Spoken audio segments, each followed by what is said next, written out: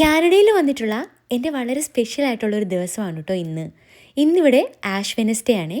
നമ്മളെല്ലാവരും കൂടെ പള്ളിയിൽ കുരിശ് വരയ്ക്കാൻ പോവുകയാണ്.